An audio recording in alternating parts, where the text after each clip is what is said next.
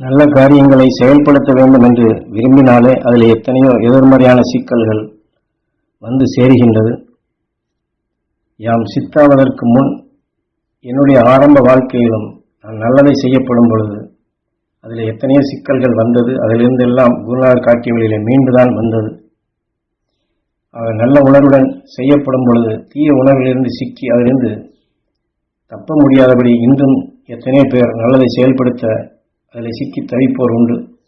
அதையெல்லாம் மாற்றிடும் சக்தி பெற வேண்டும் என்றால் வாழ்க்கையில் எதை பெற வேண்டும், எங்கே பெற வேண்டும் என்ற உணர்வு கொண்டுதான் குருநாதர் காட்டிய நெறிகள் கொண்டு அது எத்தனையோ சிரமங்கள் எல்லை கடந்து சந்தர்ப்பங்கள் செல்லும் பொழுது அதிலிருந்து மீள்வதற்கு அந்த சந்தர்ப்பத்தில் என்ன செய்வது என்று குருநாதர் கொடுத்த சக்திகளைத்தான் உங்களுக்குள் சொல்லாக வாக்காக இப்பொழுது கொடுத்து கொண்டே வருகின்றேன். ஆனால் ஆரம்பத்தில் ஒரு எக்ஸ்பிரஸ் போல் வேகமாக உபதேசம் கொடுத்து கொண்டிருந்தேன்.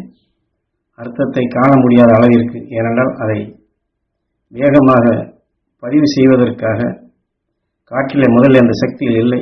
அந்த அருளுணர்வுகளை கொஞ்சம் கொஞ்சமாக காற்று மண்டலத்தில் பரப்பியிருப்பதற்காக வேகமாக உபதேசித்தேன்.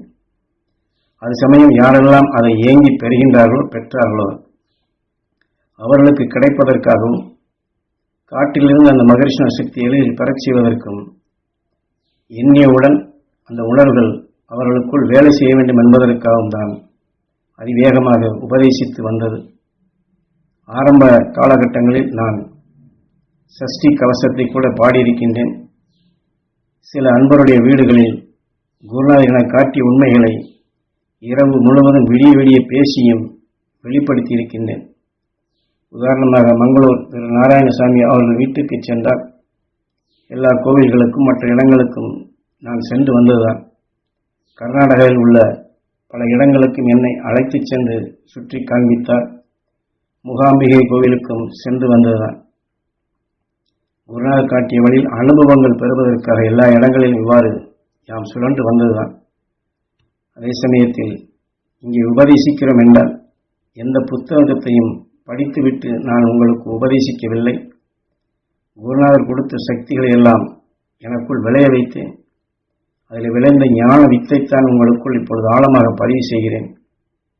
இதையெல்லாம் பதிவு செய்யும் நீங்கள் ஒவ்வொருவருமே உங்கள் குடும்பத்தில் வரக்கூடிய சிக்கலை நீக்குவதற்கு என்ன வழியோ அந்த மகரிஷிகளின் அருள் சக்திகளை பெற்று அதை நீக்கக்கூடிய அளவிற்கு முதலில் பயிற்சிகளை எடுத்துக்கொள்ளுங்கள். கோபமோ வெறுப்போ வேதனையோ மற்ற இன்னல்கள் வரும் பொழுதெல்லாம் அருள் உணர்வுகளை சேர்க்க பழகிக்கொள்ளுங்கள்.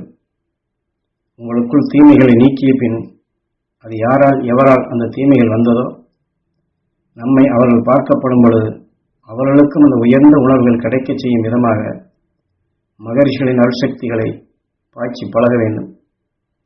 யாரிடத்தில் நாம் பேசினாலும் மகரிஷிகளின் அருள் உணர்வுகளை இணைத்தே நாம் வெளிப்படுத்த வேண்டும். அப்போது நமக்குள்ளும் அந்த அருள் உணர்வுகள் பெருகிக் கொண்டே வரும்.